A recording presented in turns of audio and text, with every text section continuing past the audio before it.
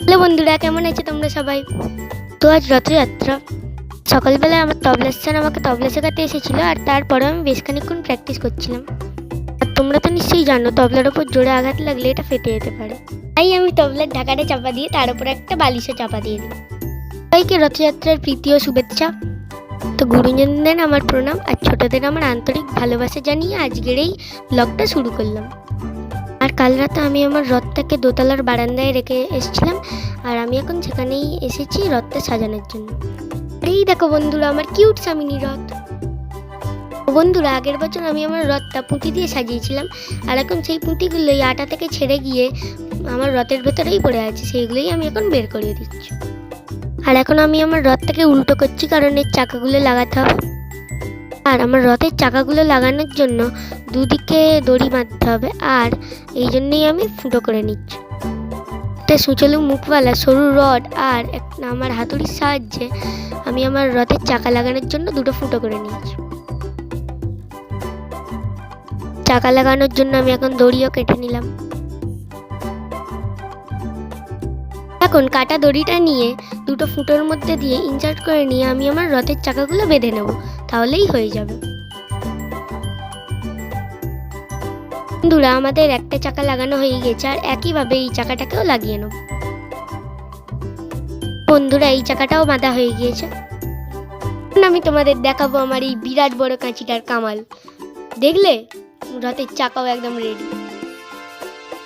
তো এবার আমার রথের চাকাটা আমার রথের তুলনায় একটু বড় হয়েছে, কিন্তু তাতে ভালোই হয়েছে, কারণ একটু ঠেলা মারতে আমার রথটা কত দূরে গড়িয়ে গড়িয়ে চলে যাচ্ছে দেখো।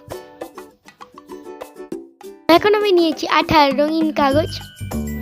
এখন এই কাগজটা সমান করে কেটে এর উপর আঠা লাগিয়ে আমি আমার রথের ছাদটায় লাগিয়ে নেব, কারণ আমার রথের ছাদের যে কাগজটা ছিল সেটা উঠে গিয়েছে, তোমরা দেখতেই পাচ্ছ নিশ্চয়ই। দেখো বন্ধুরা, রথ সাজাতে গিয়ে চারিদিকের কি অবস্থা হয়ে গিয়েছে। এবার রথের মাথায় পতাকাটা লাগাবো। পতাকাটাকে মাপ করে কেটে নিচ্ছি। তো দেখো, পতাকা লাগানো হয়ে গিয়েছে। এখন শুধু বাকি আছে রথটাকে ফুল দিয়ে সাজানো, কিন্তু আমি সেটা এখন করব না, কারণ এখন স্নান খাওয়া কিছুই হয় না। আমি স্নান খাওয়া করবো, আর তোমাদের সাথে দেখা হবে পরে। তো বন্ধুরা, চলে এসেছি, আর এখন বিকেলবেলা আমার বন্ধুরাও চলে এসেছে আমাকে রথ সাজানো একটু সাহায্য করার জন্য। দেখো বন্ধুরা, এই যে আমার রথ সাজানোর ফুল, আর এখন রথটা ফুল দিয়ে সাজিয়ে নেবো। তো দেখো বন্ধুরা, আমার রথটা ফুল দিয়ে সাজানো হয়ে গিয়েছে। আর আমার রথের ফাইনাল লুকটা তোমাদের কেমন লাগলো আমাকে কমেন্ট করে অবশ্যই জানাবে। আর এখন আমার রথটা টানা হচ্ছে। তো রথ টানার পর এখন আমি নিয়ে এসেছি আমার জগন্নাথকে তার মাসির বাড়ি, অর্থাৎ আমার জেঠিমার বাড়ি। প্রতি বছর আমার জগন্নাথকে আমার জেঠিমাদের বাড়িতেই রাখা হয়, তাই এইবারও রাখা হয়েছে। দেখো আমার জগন্নাথ। জগন্নাথকে প্রণাম করে নিয়ে চলো আমার একটা বন্ধুর রথ টানবো।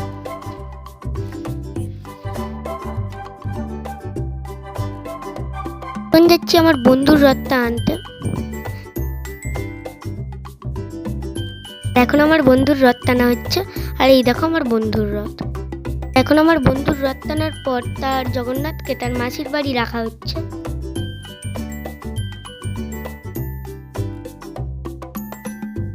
আমার বন্ধুর রথটা টানার পর আমি এসেছি আমার আর একটা দাদার বাড়ি তাদের রথটা টানার জন্য। আর এই যে দাদার রথ, আর ওর রথটাকে অনেক ফুল দিয়ে খুব সুন্দর করে সাজিয়েছিল।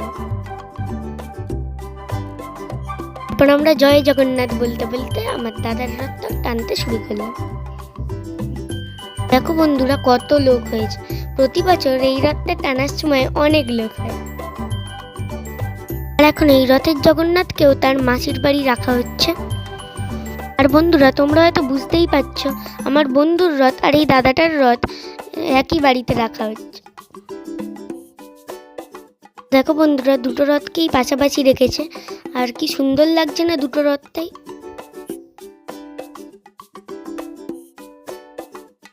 দেখো বন্ধুরা, এখানে আমার বন্ধুর আর সেই দাদাটার জগন্নাথ, বলরাম আর সুভদ্রাকে রাখা হয়েছে। তারপর আমি আমার বন্ধুর বাড়ি প্রসাদ খেতে চলে আসি। বৃষ্টি আসার কারণে আমি সেই দাদার বাড়ি আর প্রসাদ খেতে যেতে পারিনি। ছুটি থামার পরেই আমি তাড়াতাড়ি বাড়ি চলে আসি। বাড়ি এসে আবার আমি তবলায় বসে যাই, কারণ কিছুদিন পরেই আমার তবলার কম্পিটিশান আছে। আর আজকের ভিডিওটা যদি তোমাদের ভালো লেগে থাকে তাহলে একটা লাইক দিয়ে আমার পাশে থেকো। ওদের সঙ্গে দেখা হবে একটা নতুন ব্লগে। বাই।